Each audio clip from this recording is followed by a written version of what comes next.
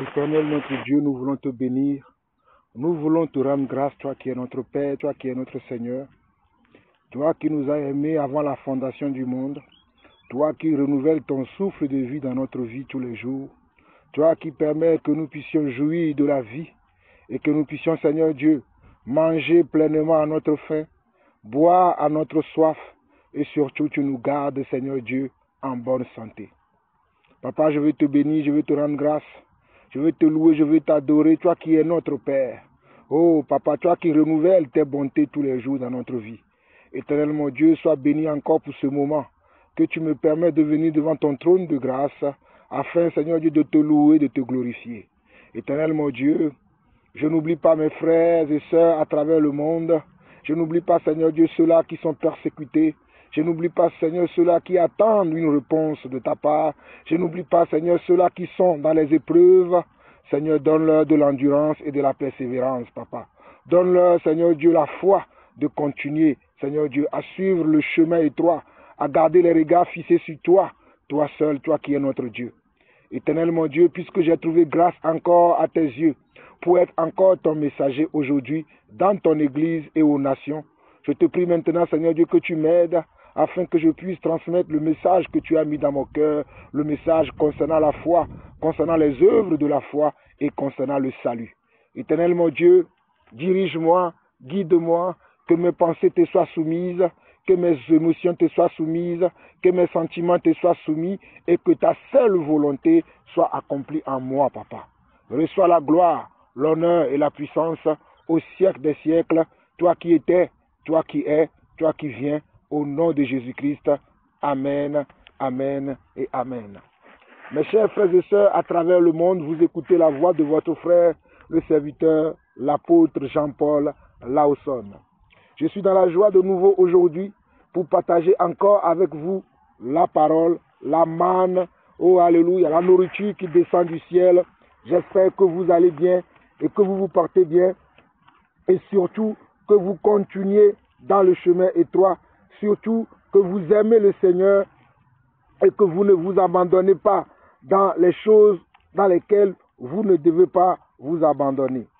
Alors, mes chers frères et sœurs, nous allons partager une parole aujourd'hui et c'est la continuité de ce que nous avons commencé depuis quelques jours. Aujourd'hui, nous allons voir les paroles de notre Seigneur Jésus lui-même. Qu'est-ce que le Seigneur a enseigné concernant la foi ou bien dans le comportement du Seigneur, dans les façons de faire du Seigneur. Qu'est-ce que nous pouvons apprendre? Qu'est-ce que nous pouvons retenir? Qu'est-ce que nous pouvons saisir dans la vie du Seigneur? Voilà pourquoi aujourd'hui, nous allons commencer dans le livre de Matthieu. Nous allons voir Matthieu aujourd'hui, le livre de Matthieu, et nous allons voir aussi le livre de Luc. Et si nous avons le temps, nous irons voir le livre de Jacques. Mais nous allons commencer d'abord dans Matthieu. Et mes chers frères et sœurs, j'espère que vous notez les enseignements que vous recevez. J'espère que vous gardez les enseignements et surtout que vous pratiquez ce que vous recevez. Parce qu'aujourd'hui, l'enseignement que je vais vous donner, ça va nous encourager à rester dans la pratique, à rester dans la foi, à rester dans la persévérance et à comprendre les clés de la persévérance, à comprendre les motivations que nous devons avoir dans le cœur, à comprendre l'amour que nous devons avoir dans le cœur pour la parole de Dieu. Donc, comme je vous l'ai dit aujourd'hui, nous allons voir la 10e partie de notre enseignement, mais par contre aujourd'hui, nous allons voir que les paroles de Jésus. Nous allons voir que les enseignements de Jésus lui-même. Nous allons voir que comment Jésus lui-même il s'est comporté lorsqu'il était sur terre, le comportement qu'il avait, la manière dont il marchait, le style de vie qu'il avait. Qu'est-ce qu'il veut nous enseigner par ce style de vie? C'est ce que nous allons voir aujourd'hui. Et mes chers frères, la nourriture d'aujourd'hui, mes chers frères et sœurs, la nourriture d'aujourd'hui est vraiment succulente. Elle est très bonne. Suivez-moi attentivement. Vous allez vous régaler. Donc nous commençons dans Matthieu chapitre 15. Nous allons lire à partir du verset 21 au verset 28. Jésus étant parti de là se retira dans le territoire de Tidon et de Sidon. Et voici une femme cananéenne qui venait de ces contrées lui cria. On nous dit que Jésus étant parti de là se retira dans le territoire de Sidon et de Tyr. Et voici une femme cananéenne qui venait de ces contrées lui cria. Aie pitié de moi, Seigneur, fils de David. Ma fille est cruellement tourmentée par le démon. Il ne lui répondit pas un mot, et ses disciples s'approchèrent et lui dirent avec instance, renvoie-la, car elle crie derrière nous. Il répondit, je n'ai été envoyé qu'aux brebis perdues de la maison d'Israël. Mais elle vint se prosterner devant lui, disant, Seigneur, Seigneur, secours-moi. Il répondit, il n'est pas bien de prendre le pain des enfants et de le jeter aux petits chiens. Oui, Seigneur, dit-elle, mais les petits chiens mangent les miettes qui tombent de la table de leur maître. Alors Jésus lui dit, femme, ta foi est grande, qu'il te soit fait comme tu veux. Et à l'heure même, sa fille fut guérie. Mes chers frères et sœurs à travers le monde, qu'est-ce que nous pouvons apprendre au travers de cette histoire? Cette histoire est vraiment une histoire qui peut peut-être choquer certaines personnes, qui peut peut-être mettre mal à l'aise certaines personnes, qui peut être une histoire très arrogante pour certaines personnes. Mais il y a quelque chose que le Seigneur m'a enseigné au travers de cette histoire et c'est ce que je vais essayer de partager avec vous aujourd'hui, afin que nous comprenions vraiment qu'est-ce que c'est que la foi et les œuvres de la foi. Nous devons comprendre qu'est-ce que c'est que la foi et les œuvres de la foi. Et qu'est-ce qu'il y a dans la foi? Quels sont les ingrédients que nous devons avoir dans la foi? Quelles sont les motivations que nous devons avoir dans la foi? Cela va nous aider à grandir. Alors, si nous revenons dans l'histoire, on nous dit que au verset 22 de cette histoire, on dit, voici une femme cananéenne qui venait de ces contrées, lui cria, aie pitié de moi, Seigneur, fils de David. Ma fille est cruellement tourmentée par les démons. Il ne lui répondit pas un mot, et ses disciples s'approchèrent et lui dirent avec instance, renvoie-la, car elle crie derrière nous. Mes chers frères et sœurs, nous savons que lorsque Jésus était sur terre, lorsque les gens venaient le voir, Jésus opérait des guérisons dans leur vie, Jésus opérait des miracles dans leur vie, Jésus opérait comment? Des prodiges dans leur vie. Et voici ce même Jésus qui entra dans un territoire qu'on appelle Sidon. Jésus entra dans un territoire qu'on appelle Sidon. Et une femme d'origine cananéenne, vient à sa rencontre et lui fait une demande en disant, aie pitié de moi, Seigneur. La femme cananéenne vient voir Jésus et lui dit, aie pitié de moi, Seigneur. Parce qu'au verset 22, on nous dit, et voici une femme cananéenne qui venait de ces contrées, c'est-à-dire qui venait de ces contrées-là où Jésus était. Et elle cria, aie pitié de moi, fils de David, ma fille est cruellement tourmentée par le démon. C'est-à-dire, il lui fait une demande concernant sa fille qui est tourmentée par une démon. Mais nous savons que Jésus a déjà chassé les démons dans la vie de certaines personnes. Nous savons que Jésus a déjà guéri certaines personnes. Nous savons que Jésus a déjà opéré des miracles. Mais comment se fait-il que cette femme, qui est d'origine cananéenne, crie à Jésus et Jésus reste indifférent? Crie à Jésus et Jésus ne répond pas à sa demande. Mes chers frères et sœurs, regardez bien le verset 23. On nous dit qu'il ne répondit pas un mot. Cela veut dire que le Seigneur restait comment? Indifférent à la demande de la femme. Cela veut dire que le Seigneur n'a même pas tourné ses regards vers la femme pour écouter ce que la femme demandait. Et de plus encore, regardez là le comportement de ses disciples. On nous dit au verset 23, il ne lui répondit pas et ses disciples s'approchèrent et lui dirent avec instance, renvoie-la car elle crie derrière nous. Regardez encore le comportement de ses disciples. ses disciples aussi vont encore aller plus loin en encourageant Jésus de telle manière que le Seigneur puisse renvoyer la dame, parce que les disciples lui disaient, renvoie-la car elle crie derrière nous avec instance. C'est-à-dire que lorsque la femme disait, Seigneur, aie pitié de moi, fils de David, elle ne s'arrêtait pas, elle continuait à crier. C'est-à-dire que la femme n'a jamais cessé de crier. Elle criait derrière Jésus, Seigneur, aie pitié de moi. Seigneur, fils de David, aie pitié de moi.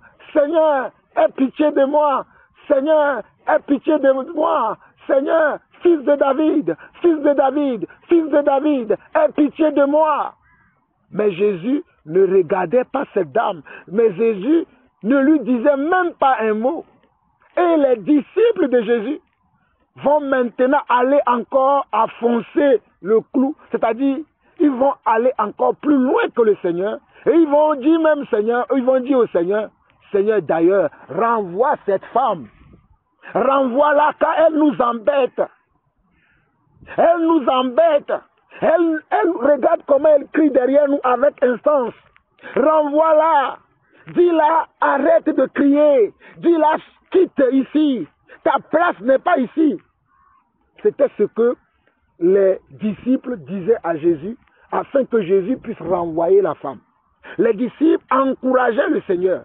A dit, Seigneur, renvoie-la, regarde comment elle crie derrière nous avec instance. Regarde comment elle parle, regarde comment elle crie. Aie pitié de moi, fils de David. Seigneur, nous en avons assez de supporter sa voix. Nous en avons assez de supporter son cri. Nous en avons assez de l'entendre. Seigneur, dis-lui un mot pour qu'elle arrête de nous suivre. Pas dans le sens de répondre aux besoins de la femme, mais renvoie-la carrément. Renvoie-la pour qu'elles arrêtent de nous embêter, pour qu'elles arrêtent de crier derrière nous, pour qu'elles arrêtent de nous afficher devant les gens. C'était le comportement, c'était le vœu des disciples. Mais, continuons l'histoire. Mais Jésus n'a pas écouté les disciples. Non, mais Jésus, pour répondre aux disciples, il va dire au verset 24, pour répondre aux disciples et répondre en même temps à la femme. Pour répondre aux disciples et répondre en même temps à la femme, Jésus va dire au verset 24, je n'ai été envoyé qu'aux brebis perdues de la maison d'Israël. Je n'ai été envoyé qu'aux brebis perdues de la maison d'Israël. Waouh! C'était la réponse que Jésus a donnée à cette femme. Cette femme qui criait derrière lui. Cette femme qui avait un besoin. Cette femme qui voulait que sa fille, qui est cruellement tourmentée par un démon, puisse recevoir sa guérison. Mais Jésus va lui dire, femme, moi je ne suis pas envoyé aux Cananéens. Je ne suis pas envoyé aux Cananéens. Je suis un envoyé aux enfants d'Israël. Je suis venu pour sauver les enfants d'Israël. Je suis venu pour sauver les brebis égarées de la maison d'Israël. Mais toi, tu n'es pas Israël. Toi, tu es une femme cananéenne. Tu n'es pas de la tribu tu ne viens d'aucune tribu d'Israël. Tu n'es pas de la race d'Abraham. Tu n'es pas de la race d'Abraham. Alors, madame, je ne peux rien pour toi. En d'autres mots, la réponse de Jésus, voici ce que cela signifiait. Parce que cette femme, elle n'est pas d'origine hébreu. Elle ne vient pas d'Israël, cette femme. Elle est cananéenne. Et si nous regardons dans Marc chapitre 7 rapidement, Marc chapitre 7, parce que Marc donne un détail ici qui va nous aider, qui va nous éclairer. Marc chapitre 7, le verset 24 au verset 28. Bon, je vais lire simplement le verset 24 pour que vous puissiez comprendre ce que le Seigneur disait. Jésus étant parti de là, nous sommes dans Marc 7, le verset 24. Jésus étant parti de là, s'en alla dans le territoire de Tyr et de Sidon. Dans le territoire de Tyr et de Sidon. Il entra dans une maison désirant que personne ne le sache, mais il ne put rester caché. Car une femme, dont la fille était possédée d'un esprit impur, entendit parler de lui et vint se jeter à ses pieds. Regardez, la femme cananéenne avait entendu parler de Jésus. Avait entendu parler de Jésus. C'est-à-dire que la femme avait entendu qu'il y avait un homme qui faisait des miracles, un homme qui faisait des signes, un homme qui répondait aux besoins des gens, un homme qui était bon, un homme qui avait la solution à tout, un homme qui répondait aux besoins de ceux qui venaient le voir. C'était ça qui avait encouragé cette femme. C'était ça qui avait encouragé la femme à aller vers Jésus parce qu'elle se disait que c'est lui la solution de mon problème. C'est lui la solution de mon souci. C'est lui qui va m'aider à sortir de ce problème, à sortir de cette épreuve, à sortir de cette humiliation. C'est lui qui a la solution à ce problème. La femme avait déjà entendu parler de Jésus. La femme avait déjà entendu parler de Jésus. Voilà pourquoi la Bible dit que la foi vient de ce qu'on entend et ce qu'on entend vient de la parole de Dieu. La foi vient de ce qu'on entend et ce qu'on entend vient de la parole de Dieu. Jésus étant Dieu, lorsqu'il était sur terre, partout il envoyait sa parole produisait des fruits. Sa parole était créatrice. Sa parole est créatrice. Sa parole crée des choses. Sa parole répond à des besoins. Voilà pourquoi la Bible dit que la foi vient de ce qu'on entend et ce qu'on entend vient de la parole de Dieu. En d'autres mots, ce qu'on entend vient de la bouche de Dieu. Alléluia. Ce qu'on entend vient de la bouche de Dieu. Si la bouche de Dieu a parlé, nous allons retenir quelque chose. Si la bouche de Dieu a parlé, nous allons comprendre quelque chose. Si la bouche de Dieu a parlé, nous allons recevoir la solution. Si la bouche de Dieu a déclaré quelque chose sur ta vie, oh mon frère, ma soeur, ta vie va changer. Ta situation va changer. Oh mon frère, ma soeur, peu importe les épreuves dans lesquelles tu traverses, peu importe les épreuves dans lesquelles tu es confronté, peu importe, Seigneur, peu importe qui sont tes adversaires, peu importe qui sont les murs, oh alléluia, les barrières qui sont devant toi, peu importe, oh alléluia, la taille de tes problèmes, la taille de tes soucis, peu importe, oh alléluia, les épreuves que tu traverses. Mais si tu as entendu parler de Jésus, si tu as entendu parler du fils de David, si tu as entendu parler du fils de l'homme, alors cherche à le rencontrer, alors cherche à le voir, alors cherche à le rencontrer, cherche à le voir, désire à le rencontrer et tu verras qu'il changera ta vie. Alors comme nous voyons ici dans Marc chapitre 7, on nous dit au verset 25 de Marc chapitre 7 que « Car une femme dont la fille était possédée d'un esprit impur attendit parler de lui et vint se jeter à ses pieds. » Cette femme était comment? Regardez bien le verset 26 de Marc chapitre 7. Cette femme était grecque, syro-phénicienne d'origine. Elle le pria de chasser les démons hors de sa fille.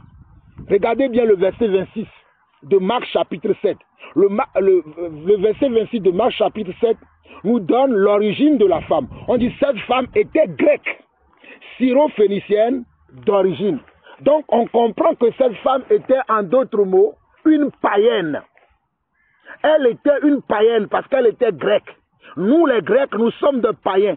Quand vous voyez ce terme dans la Bible, ce terme grec, ça veut dire que tu es païen. Païen veut dire que tu es un non-croyant. Païen veut dire que tu ne descends pas d'Abraham. Tu n'es pas de la descendance d'Abraham, ni d'Isaac, ni de Jacob, et ni des 12 tribus d'Israël. Ça veut dire que tu ne viens pas de là, mais que tu es étranger aux alliances, aux promesses et à toutes les lois que Dieu avait données à son peuple. Tu es étranger ou bien tu es étrangère à ces choses. Et cette femme dont on parle ici, elle est grecque et elle est d'origine syro-phénicienne.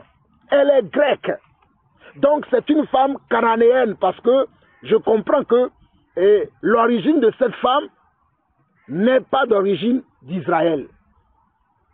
Mais elle a quand même entendu parler de Jésus. Elle a entendu parler des œuvres de Jésus. Elle a entendu parler des paroles du Seigneur. Elle a entendu parler comment Jésus opérait des miracles, des signes, des prodiges sur la terre. Voilà pourquoi cette femme a décidé d'aller à sa rencontre pour que lui aussi il puisse recevoir la solution à ses problèmes. Mais regardez quelles étaient les réactions de Jésus. Si nous revenons dans Matthieu chapitre 15, le verset 24, on nous dit, il répondit, je n'ai été envoyé qu'aux brebis perdues de la maison d'Israël.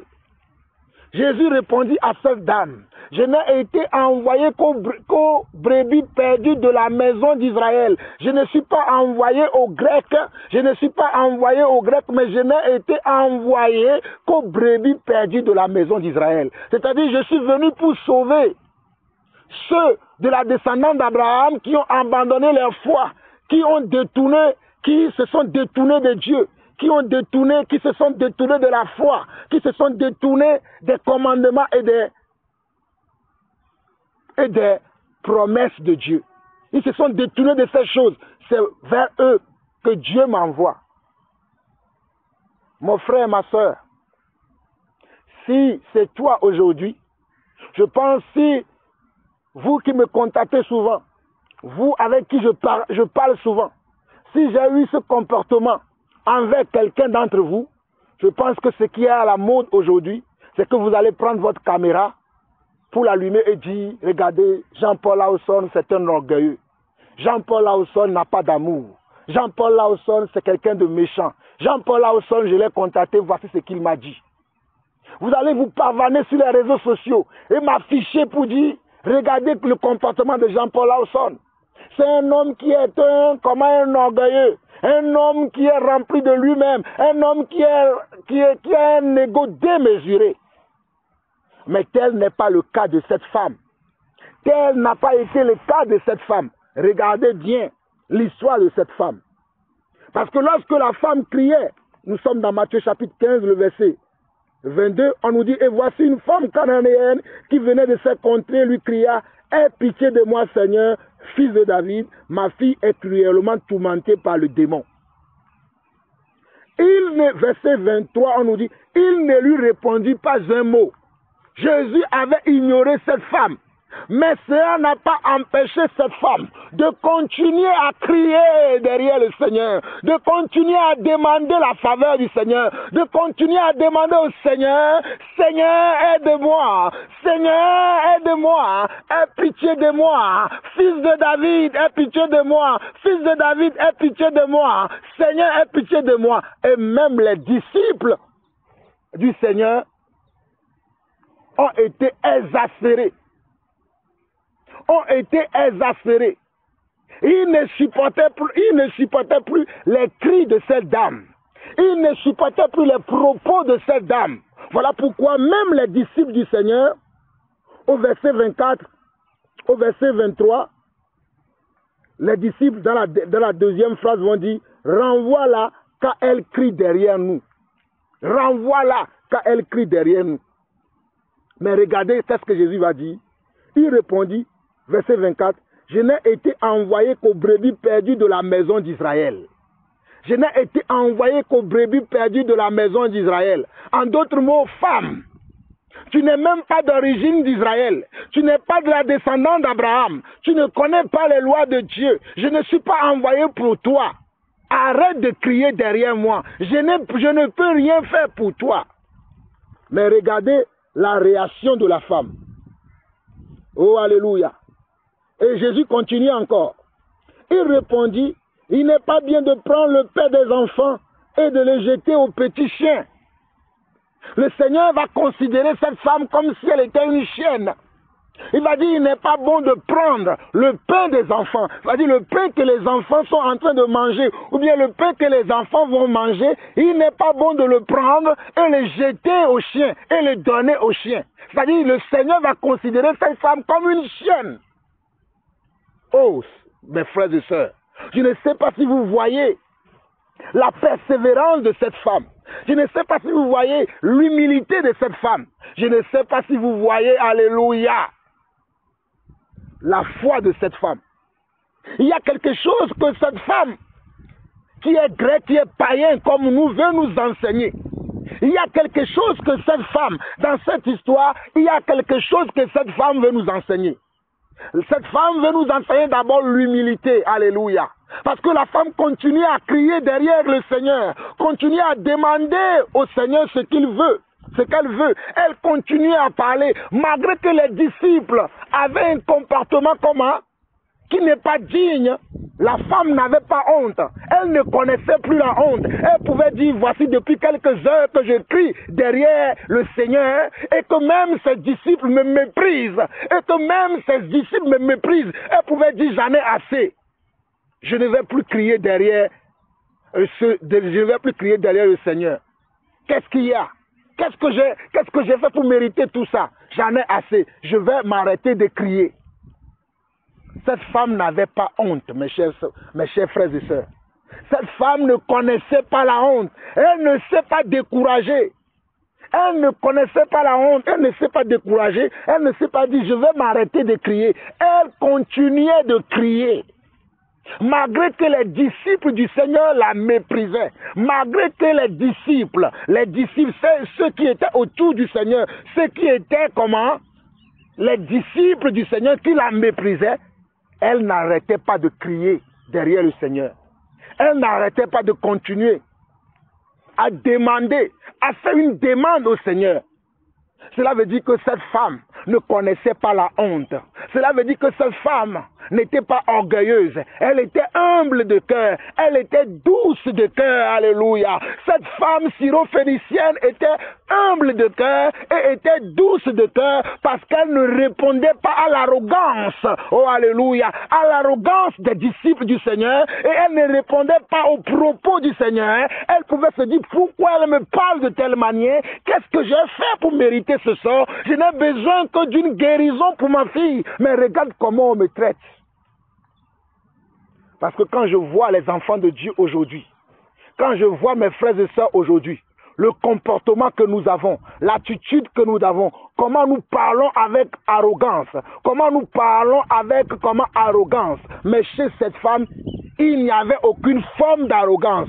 Cette femme était remplie de la douceur. Elle était remplie de comment? Elle était remplie d'humilité. Elle était remplie, alléluia, de la foi. Alors mon frère, ma soeur, je veux te dire aujourd'hui que la foi, oh, alléluia. La foi a comme ingrédient l'humilité. La foi a comme ingrédient, alléluia, la persévérance. La foi a comme ingrédient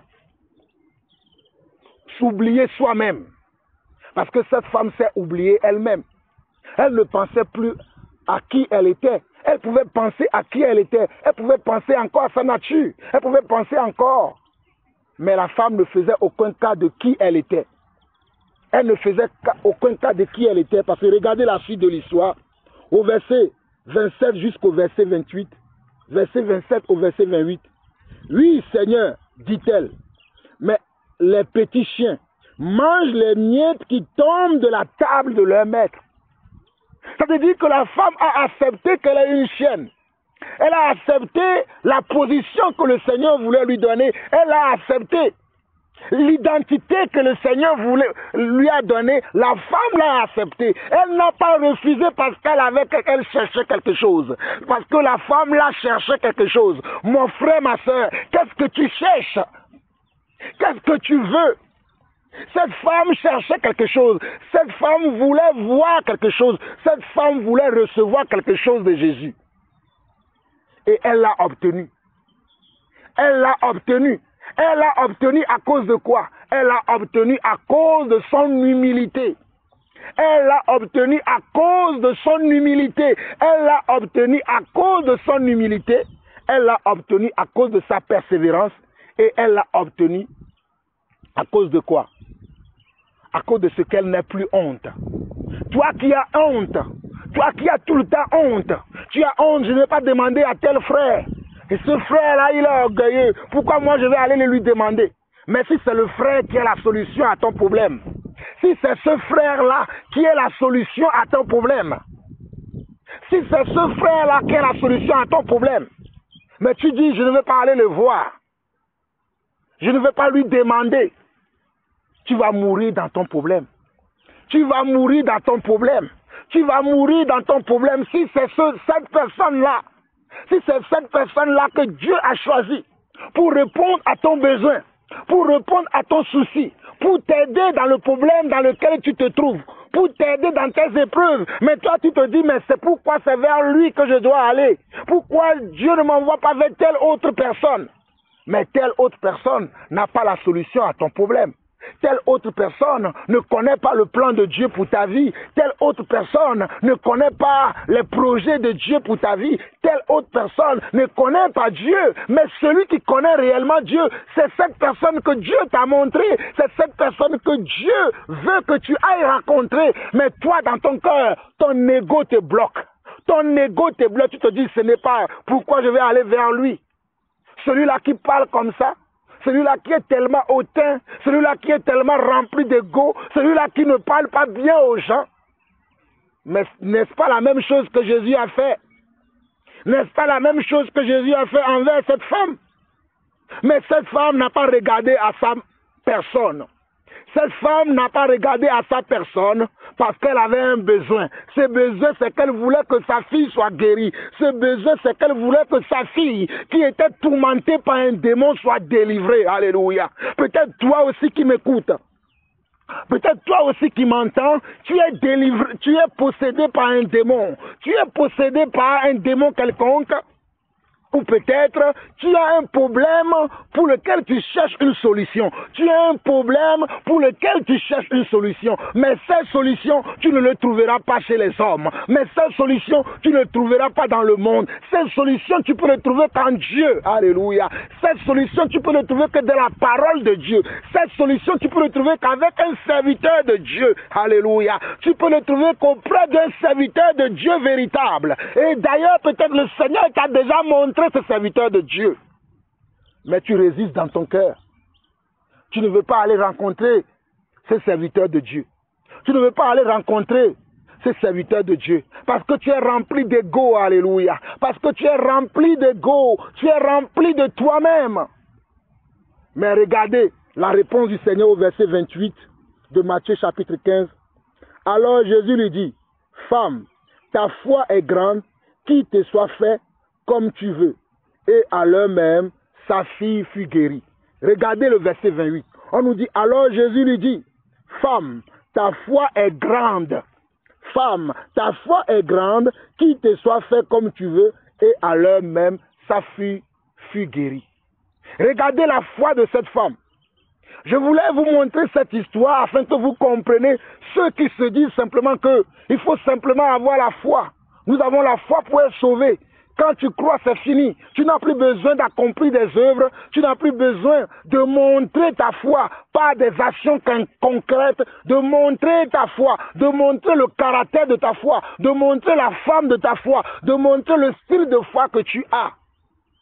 Mes chers frères et sœurs à travers le monde, cette femme a montré le style de foi qu'elle avait. Le style de foi qu'elle avait, cette foi n'avait pas de honte. C'était la première des choses que nous pouvons comprendre à cette histoire. Et cette foi était remplie d'humilité. Peu importe ce que la femme attendait, elle était humble de cœur, elle était douce de cœur. C'est la foi de cette femme, elle remplie aussi de douceur. Elle n'est pas remplie d'amertume. Elle n'est pas remplie d'amertume. La foi de cette femme n'est pas remplie d'amertume. Parce que si elle était remplie d'amertume, elle dira au Seigneur, j'en ai assez. Je vais retourner chez moi, puisque tu ne me considères même pas, puisque tu me méprises, puisque regarde les choses que tu me dis. Je ne suis pas envoyé vers toi, je ne suis envoyé qu'aux enfants d'Israël. Oui, il n'est pas bon de donner la nourriture, le pain des enfants aux chiens. Regarde ce que tu me dis, c'en est assez, je vais rentrer chez moi. Mais au contraire, la femme, malgré ce qu'elle entendait, malgré ce qu'elle voyait, parce que non seulement que la femme attendait ces choses, mais elle voyait le comportement aussi des disciples du Christ, des disciples qui étaient exaspérés, qui en avaient marre de cette femme, qui ne voulait qu'une chose, qui ne souhaitait qu'une chose, que le Seigneur puisse la renvoyer, afin qu'il puisse avoir les oreilles tranquilles, afin qu'il ne puisse plus voir cette femme derrière eux. C'était ce que les disciples souhaitaient. Mais la femme, oh alléluia, mais cette femme a continué Mais cette femme a continué à crier derrière le Seigneur. Mais cette femme a continué à crier derrière le Seigneur.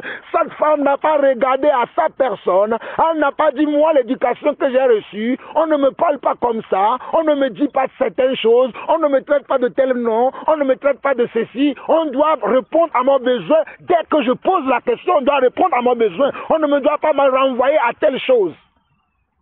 Quand j'ai un besoin, on doit répondre à mon besoin. Quand j'ai un besoin, on doit agir tout de suite. La femme n'a pas agi de telle manière.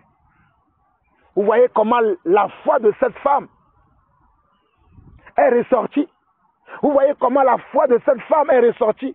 Parce que cette femme-là continuait à crier derrière le Seigneur comme elle le faisait.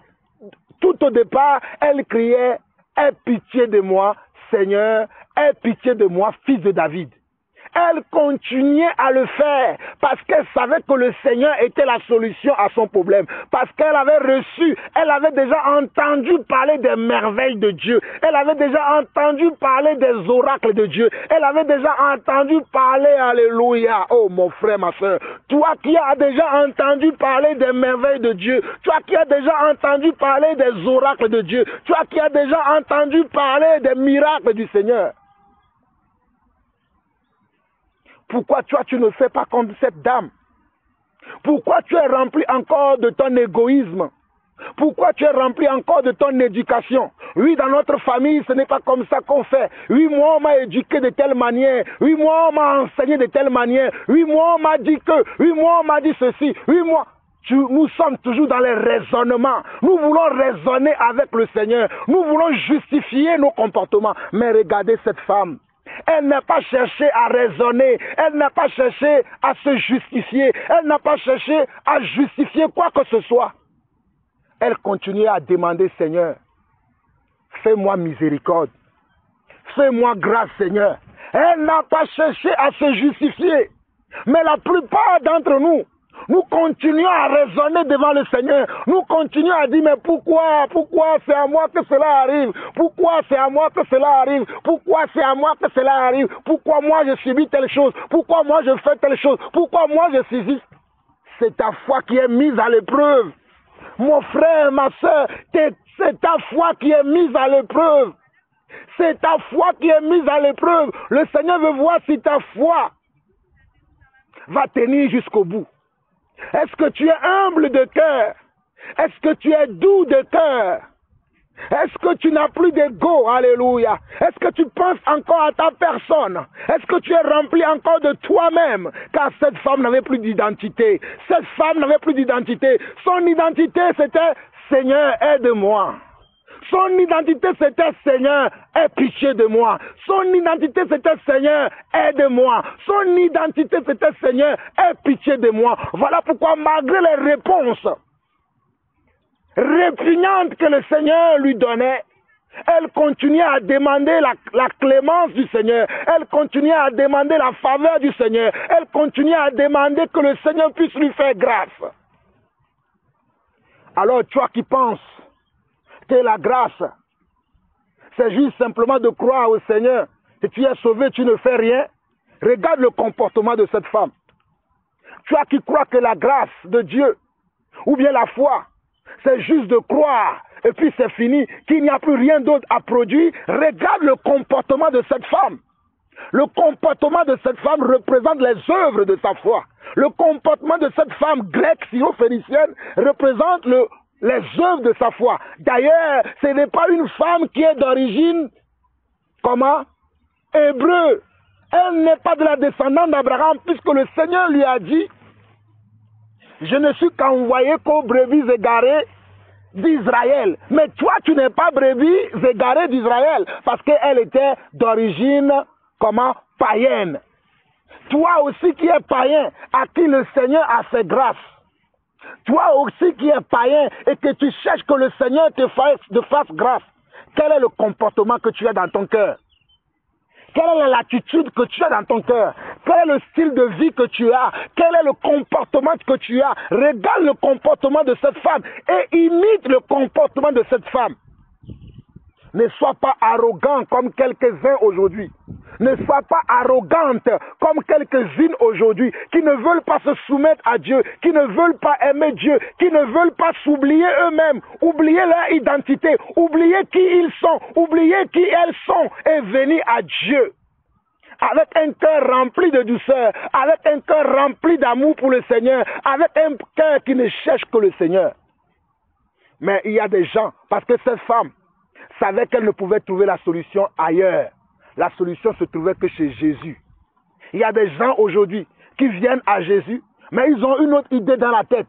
Ah, si Jésus ne fait pas pour moi, je vais aller voir les dieux de mes ancêtres. Je vais aller voir le marabout d'à côté. Je vais aller voir tel homme. Je vais aller voir telle personne. Vous avez plusieurs choses dans la tête. Mais cette femme, elle avait qu'une seule chose dans la tête. Elle avait qu'une seule idée. Elle avait un seul vœu, un seul souhait dans le cœur. C'est que Jésus puisse répondre à son problème. C'est que Jésus puisse l'aider. Voilà pourquoi, malgré les oppositions, malgré les vents et marées, malgré tous les obstacles qu'elle avait devant elle, les obstacles que le Seigneur lui-même lui mettait devant elle, et les obstacles que les disciples mettaient devant elle, elle les bravait une à une, elle les bravait un à un, elle bravait les obstacles jusqu'à ce qu'elle a atteint son objectif. Elle a atteint son objectif. Elle a pu attirer l'attention du Seigneur. Elle a pu attirer le regard du Seigneur. Elle a pu attirer comment? La miséricorde du Seigneur. Elle a pu attirer comment? Oh, alléluia. Elle a pu attirer l'amour du Seigneur.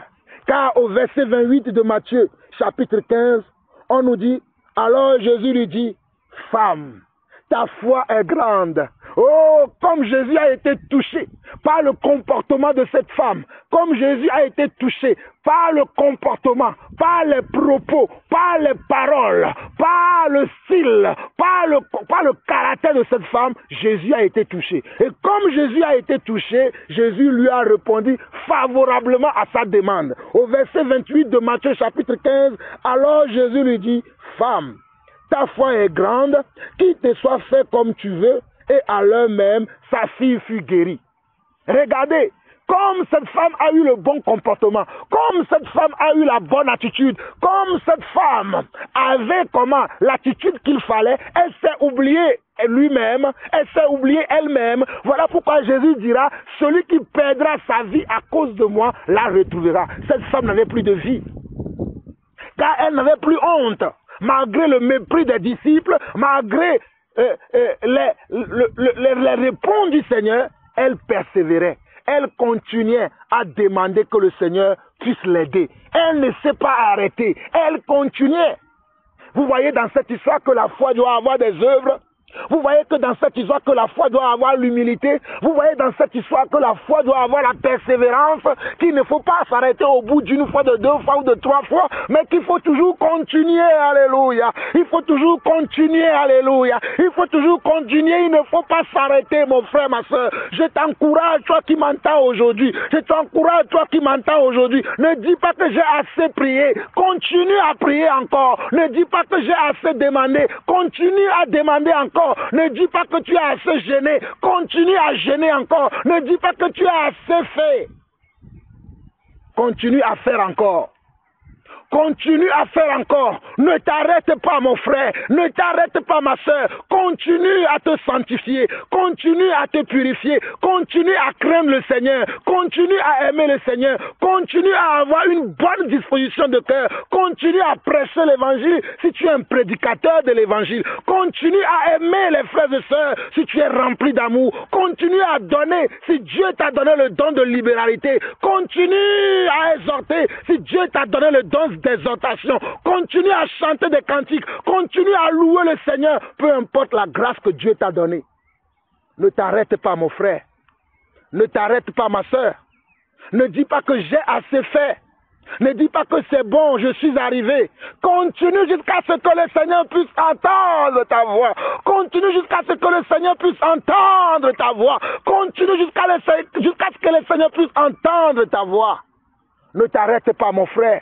Ne t'arrête pas, ma soeur. Voilà pourquoi Jean-Paul Lawson n'arrête pas de prêcher l'évangile. Voilà pourquoi Jean-Paul Lawson n'arrête pas de vous exhorter. Voilà pourquoi Jean-Paul Lawson, alléluia, Jean-Paul Lawson l'apôtre, que le Seigneur a mis à part pour un temps comme celui-ci, n'arrête pas de vous prêcher l'évangile. N'arrête pas de vous exhorter. N'arrête pas de vous amener à comprendre la vraie foi, celle qui produit du fruit, celle qui crée des miracles, celle qui crée des prodiges, celle qui crée des miracles. Jean-Paul Lawson continue à vous le démontrer et à vous le montrer. Mais toi, que fais-tu? Mais toi qui m'entends, que fais-tu? Oh, mes chers frères et sœurs, nous allons voir rapidement le livre de Luc, parce que cette histoire est similaire à une histoire dans Luc chapitre 18 que nous allons voir, et je pense que nous allons nous arrêter sur ces deux chapitres aujourd'hui. Luc chapitre 18 rapidement. Luc chapitre 18. Et là, c'est encore le Seigneur qui parle ici. Le Seigneur dit dans Luc chapitre 18, nous allons lire du verset 1 au verset 8. Luc chapitre 18 du verset 1 au verset 8. Jésus leur adressa une parabole pour montrer qu'il faut toujours prier. Qu'il faut toujours prier veut dire qu'il faut toujours demander. Il faut toujours chercher. Il ne faut pas s'arrêter. Il ne faut pas dire j'ai déjà trouvé.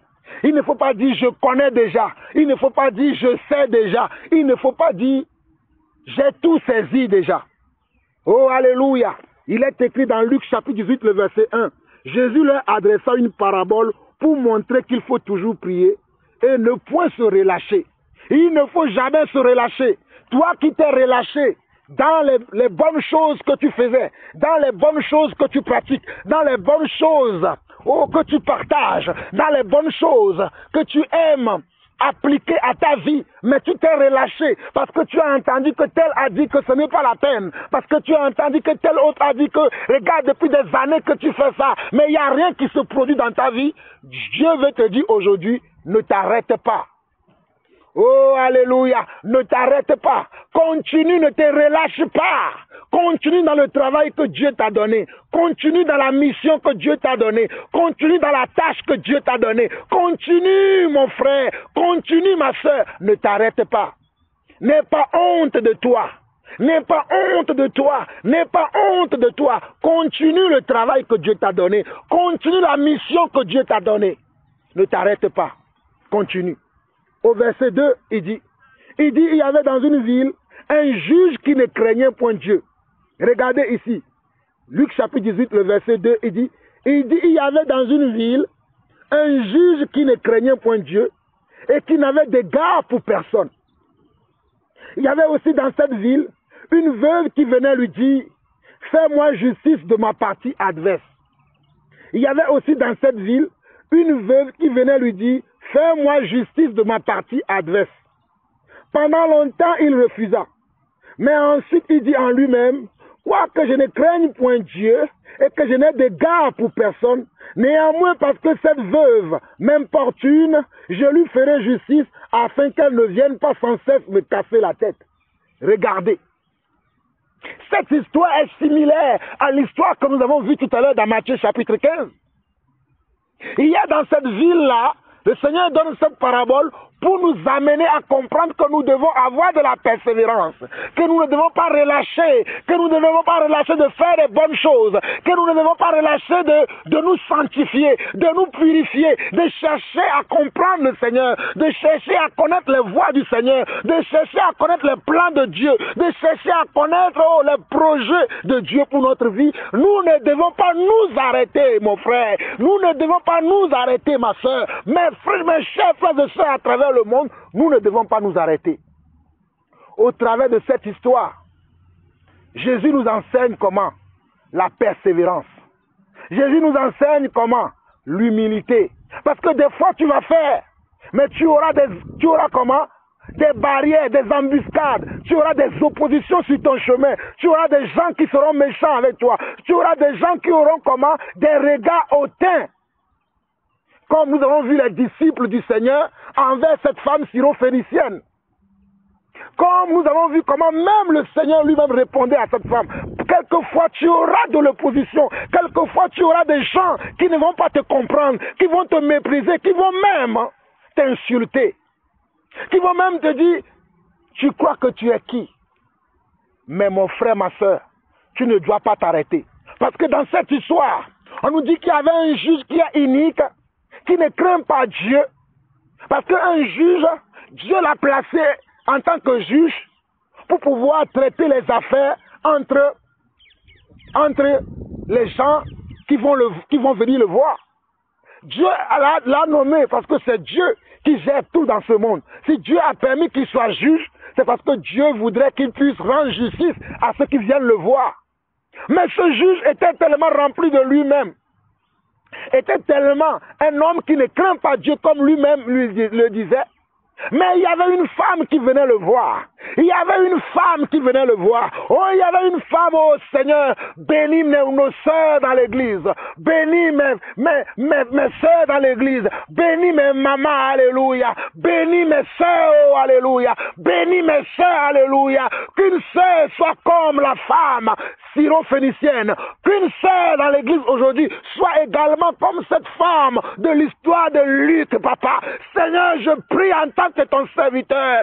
Seigneur, je prie en tant que ton serviteur. Seigneur, je prie en tant que ton serviteur que ce message que je prêche aujourd'hui puisse susciter la foi dans le cœur de quelqu'un, puisse susciter la foi dans le cœur de quelqu'un qui va vouloir vivre cette expérience,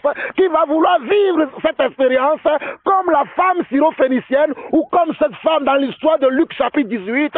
Papa, je prie pour mes auditeurs, je prie pour ses frères, je prie pour ses sœurs, je prie pour ses frères, je prie pour ses sœurs, je prie pour ses frères, je prie pour ses sœurs qui me suivent à travers le monde. Qu'il y a parmi eux quelques-uns qui soient touchés par cette histoire, qu'il y a parmi eux ou qu'il y a parmi elles quelques-uns ou quelques-unes qui soient touchés par cette histoire. Au nom de Yeshua le Messie, j'ai ainsi prié. Amen. Et regardez bien, le juge dit, verset 4 de Luc chapitre 18, on nous dit, pendant longtemps il refusa, mais ensuite il dit en lui-même, quoique je ne craigne point Dieu et que je n'ai d'égard pour personne, néanmoins parce que cette veuve m'importune, je lui ferai justice afin qu'elle ne vienne pas sans cesse me casser la tête. Le Seigneur ajouta, entendez ce que dit le juge unique. Attendez ce que dit le juge unique. Et Dieu ne fera-t-il pas justice à ses élus qui crient à lui jour et nuit, et tardera-t-il à leur égard? Je vous le dis, il leur fera promptement justice. Mais quand le Fils de l'homme viendra, trouvera-t-il la foi sur la terre? Mes chers frères et sœurs, regardez comment Jésus répond. Regardez comment Jésus pose le problème. Regardez comment Jésus veut nous enseigner au travers de cette histoire qu'il ne faut jamais que nous nous arrêtons par rapport au premier regard, par rapport à ce que nous voyons la première fois, par rapport à ce que nous entendons la première fois. Nous ne devons pas nous arrêter. Nous devons continuer. Nous ne devons pas nous arrêter. Mes chers frères et sœurs, le message que je suis en train de vous donner là, je suis dans un parc assis, en train d'admirer la nature. Voilà pourquoi vous entendez des bruits d'oiseaux ou bien des bruits de sirènes autour de moi. Et même les gens qui passent dans le parc, ils me regardent, ils me disent, mais cet homme peut-être il est fou, il parle tout seul. Mais je suis en train de faire mon travail. Mes chers frères et sœurs, regardez ce juge unique. Et regardez comment le Seigneur conclut cette histoire. Le Seigneur dit, souvenez-vous que même si ce juge qui est unique, qui ne craint pas Dieu, a été lassé de voir que cette femme venait le voir tout le temps pour lui demander, rends-moi justice, rends-moi justice, rends-moi justice, à plus forte raison, moi votre Seigneur, moi votre Dieu, à plus forte raison, moi votre Seigneur, moi votre Dieu. Comment je pourrais vous oublier? Comment je pourrais vous abandonner? Comment je pourrais ne pas répondre à vos besoins? Comment je pourrais ne pas vous encourager? Comment je vais vous abandonner? Je ne pourrai pas le faire. Mais je veux voir la foi. Quelle foi? Une foi persévérante Quelle foi? Une foi persévérante. Quelle foi? Une foi persévérante. Une foi qui ne s'arrête pas à la première occasion. Une foi qui ne s'arrête pas à la première occasion, qui veut te pousser à t'arrêter, qui veut te décourager, qui veut te décourager. Tu ne dois pas t'arrêter, tu dois continuer. Fais encore, encore et encore. Ne t'arrête pas. Voilà ce que Jésus veut nous enseigner au travers de cette histoire. Au travers de cette histoire, Jésus veut nous dire que nous n'avons pas le droit de nous arrêter parce que nous avons eu un premier obstacle, une première barrière, que nous avons eu des oppositions, que les oppositions ne nous donnent pas le droit de s'arrêter. Les oppositions, les mésententes, les incompris, je dis encore les incompris, ou bien les malcompréhensions, ne doivent pas nous arrêter, ne doivent pas nous limiter, mais nous devons continuer à chercher, nous devons continuer à demander, nous devons continuer à frapper, nous devons continuer à pratiquer les œuvres justes, à pratiquer les œuvres dignes, à demander à voir Dieu, à demander à rencontrer Dieu, à demander, à souhaiter avoir la main de Dieu dans notre vie. Mais beaucoup d'entre nous, nous avons déjà arrêté. Beaucoup d'entre nous, nous sommes déjà fatigués. Beaucoup d'entre nous avons dit, ça n'est assez, ça n'est suffisant. C'est quoi? Parce que je crois au Seigneur, je souffre toutes ces choses. Parce que je dis que je vais appartenir au Seigneur. Regarde tout ce qui m'arrive, j'en ai assez, je vais retourner dans le monde. Je vais retourner dans mon ancienne vie. Oh mon frère, oh ma soeur, ne retourne pas dans ton ancienne vie. Ne retourne pas dans ce que tu as vomi. Ne retourne pas dans ce que tu as rejeté. Continue, continue, continue, continue. Je vais dire à quelqu'un aujourd'hui, je vais dire à quelqu'un aujourd'hui, je vais dire à une femme, je vais dire à un homme, tu n'as pas le droit de t'arrêter, tu n'as pas le droit de t'arrêter, tu n'as pas le droit. Continue, continue ton chemin. Continue ton chemin. Dans Hébreux chapitre 10,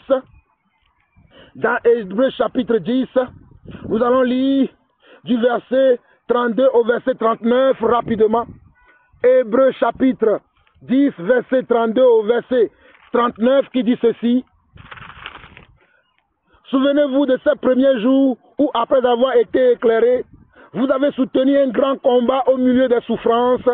D'une part, exposé comme un spectacle aux opprobes et aux afflictions, et de l'autre, vous associant à ceux dont la position était la même. En effet, vous avez eu de la compassion pour les prisonniers, et vous avez accepté avec joie l'enlèvement de vos biens, sachant que vous avez des biens meilleurs et qui durent toujours. Verset 35. N'abandonnez donc pas votre assurance à laquelle est attachée une grande rémunération, car vous avez besoin de persévérance afin qu'après avoir accompli la volonté de Dieu, vous obteniez ce qui vous est promis. Encore un peu de temps, celui qui doit venir viendra, et il ne tardera pas. Et mon juste vivra par la foi. Mais s'il se retire, mon âme ne prend pas plaisir en lui. Nous ne sommes pas de ceux qui se retirent pour se perdre, mais de ceux qui ont la foi pour sauver leur âme. Oh, alléluia. Regardez bien le Hébreux 10, le verset 32 au verset 39. Je relis une fois encore. Souvenez-vous de ces premiers jours où, après avoir été éclairés, vous avez soutenu un grand combat au milieu des souffrances, d'une part exposé comme un spectacle aux opprobes et aux afflictions, et de l'autre vous associant à ceux dont la position était la même. En effet, vous avez eu de la compassion pour les prisonniers, et vous avez accepté avec joie l'enlèvement de vos biens, sachant que vous avez des biens meilleurs et qui durent toujours. Verset 35 au verset 39 d'Hébreux 10. N'abandonnez donc pas votre assurance à laquelle est attachée une grande rémunération, car vous avez besoin, car nous avons besoin, tu as besoin, j'ai besoin, tu as besoin, j'ai besoin, nous avons besoin de persévérance. Verset 36 au verset 39 d'Hébreux 10. Car vous avez besoin de persévérance, afin qu'après avoir accompli la volonté de Dieu, vous obteniez ce qui vous est promis. Encore un peu de temps. Celui qui doit venir viendra et il ne tardera pas. Regardez le verset 37 d'Hébreux 10. Encore un peu de temps. Mon frère, ma soeur, continue encore, travaille encore un peu, ne te relâche pas, travaille encore un peu, prie encore un peu, jeûne s'il le faut, sanctifie-toi encore, purifie-toi encore, fuis le péché, fuis le monde, fuis la compromission, fuis l'hypocrisie, déteste la haine, déteste le monde, déteste les choses qui sont dans le monde, continue encore, tu n'as pas assez fait, continue encore. Verset 38 à 39 d'Hébreux 10, et mon juste vivra par la foi, mais s'il se retire, mon âme ne prend pas plaisir en lui. Nous ne sommes pas de ceux qui se retirent pour se perdre, mais de ceux qui ont la foi pour sauver leur âme. Nous ne sommes pas de ceux qui se retirent pour se perdre, mais de ceux qui ont la foi pour sauver leur âme. Mon frère, ma soeur, nous ne sommes pas de ceux qui se retirent, de ceux qui abandonnent la foi, de ceux qui abandonnent la persévérance, de ceux qui abandonnent le chemin, de ceux qui abandonnent le chemin de la justice, de ceux qui abandonnent le chemin de la vérité, de ceux qui abandonnent le chemin de la purification, de ceux qui abandonnent le chemin de la justification, mais nous continuons sur ce chemin, nous persévérons sur ce chemin, nous travaillons encore sur ce chemin, nous travaillons encore, nous poursuivons le travail, nous poursuivons le travail, nous poursuivons le travail, on poursuit le travail mon frère, poursuis le travail ma soeur, ne t'arrête pas, ne nous arrêtons pas. Ne nous arrêtons pas. Ne nous arrêtons pas. Ne nous arrêtons pas. Ne nous arrêtons pas. Nous obtiendrons un jour la vie éternelle. Nous obtiendrons un jour la couronne de vie. Nous obtiendrons un jour la couronne de justice. Mais ne t'arrête pas mon frère. Ne t'arrête pas ma soeur. Ne t'arrête pas toi qui veux être sauvé. Toi qui veux voir le Fils de l'homme. Toi qui veux voir le Créateur des cieux et de la terre. Toi qui veux rencontrer ton Dieu. Ne t'arrête pas sur le chemin de la justice. Ne t'arrête pas sur le chemin de la vérité. Continue de pratiquer les bonnes choses. Tu continues de craindre le Seigneur. Dans Apocalypse chapitre 22, où je vais finir aujourd'hui. Dans Apocalypse chapitre 22. Oh, je veux parler à quelqu'un aujourd'hui. Dieu m'envoie vers quelqu'un. Dieu m'envoie encourager quelqu'un. Dieu m'envoie encourager quelqu'un. Oh, voici, Dieu m'envoie encourager quelqu'un. Oh, alléluia. Dieu m'envoie encourager quelqu'un. Apocalypse 22, le verset 6 au verset 14. Apocalypse 22, le verset 6 au verset 14 dit ceci. Et il me dit, ces paroles sont certaines et véritables. Et le Seigneur, le Dieu des esprits des prophètes, a envoyé son ange pour montrer à ses serviteurs les choses qui doivent arriver bientôt. Et voici, je viens bientôt. Heureux celui qui garde les paroles de la prophétie de ce livre. C'est moi, Jean, qui ai entendu et vu ces choses. Et quand j'eus entendu et vu, je tombais aux pieds de l'ange qui me l'a montré pour l'adorer. Mais il me dit, garde-toi de le faire. Je suis ton compagnon de service et celui de tes frères, les prophètes, et de ceux qui gardent les paroles de ce livre. Adore Dieu. Oh, adore Dieu. Et il me dit, ne scelle point les paroles de la prophétie de ce livre, car le temps est proche, verset 11 d'Apocalypse 22, que celui qui est juste, que celui qui est injuste soit encore injuste, que celui qui est souillé se souille encore, et que le juste pratique encore la justice, et que celui qui est saint se sanctifie encore. Je répète encore le verset 11 d'Apocalypse 22. Que celui qui est injuste soit encore injuste, que celui qui est souillé se souille encore, et que le juste pratique encore la justice, et que celui qui est saint se sanctifie encore. Au verset 12, voici je viens bientôt, et ma rétribution est avec moi pour rendre à chacun selon son œuvre. Voici je viens bientôt, et ma rétribution est avec moi pour rendre à chacun selon son œuvre. Je suis l'alpha et l'oméga, le premier et le dernier, le commencement et la fin. Oh, alléluia, je suis l'alpha et l'oméga, le premier et le dernier, le commencement et la fin.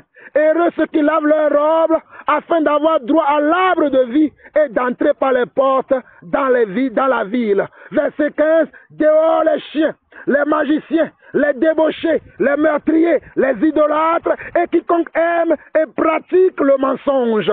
Et quiconque aime et pratique le mensonge. Le verset 16, il dit, moi Jésus, j'ai envoyé mon ange pour vous attester ces choses dans les églises. Je suis le rejeton et la postérité de David, l'étoile brillante du matin. Oh, je suis le rejeton et la postérité de David, l'étoile brillante du matin. Et l'Esprit dit, et l'épouse dise, viens, et que celui qui entend dise, viens, et que celui qui a soif vienne, et que celui qui veut prendre de l'eau de la vie vienne le prendre gratuitement. Seigneur mon Dieu, je veux te bénir, je veux te rendre grâce.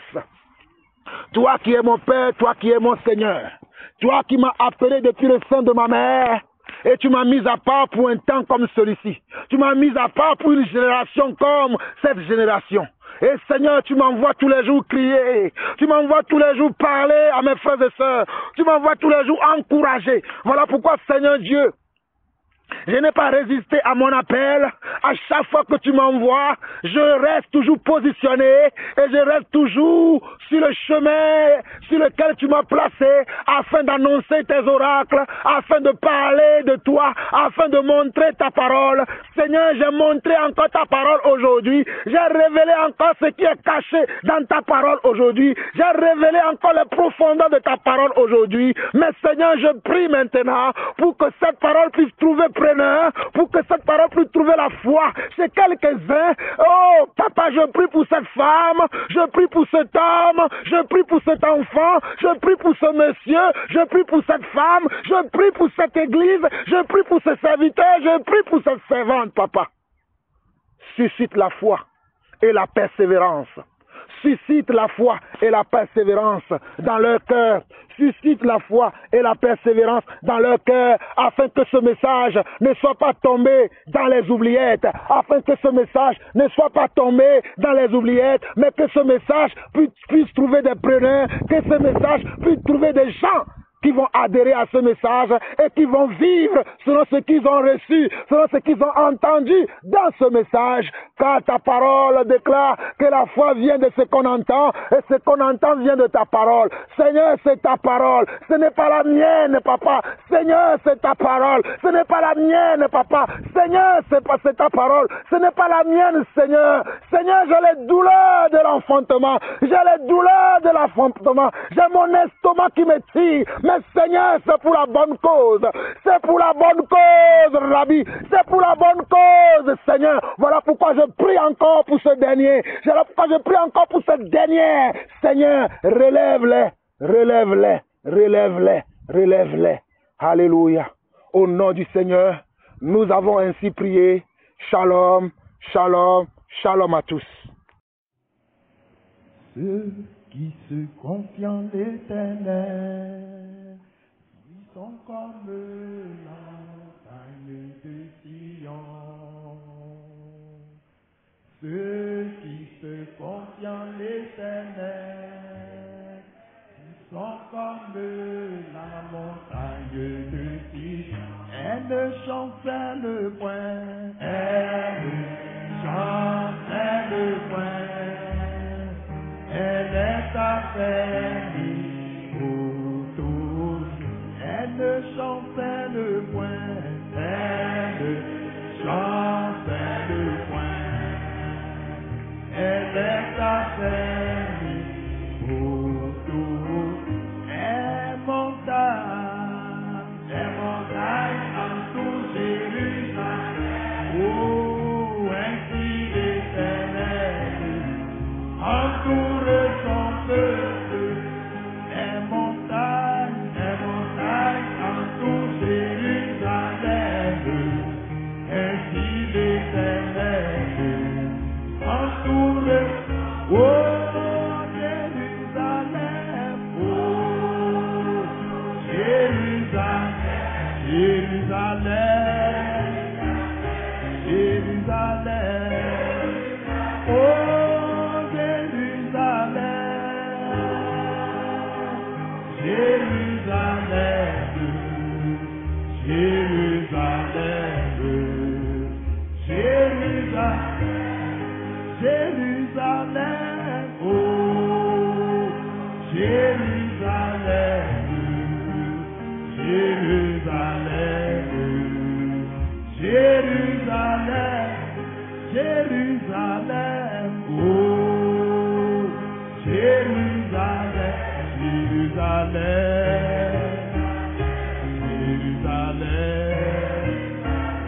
Ceux qui se confient, ceux qui se confient en l'Éternel, sont comme la montagne de Sion.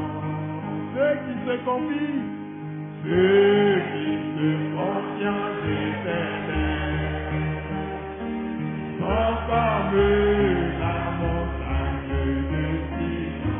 Elle ne chancelle point.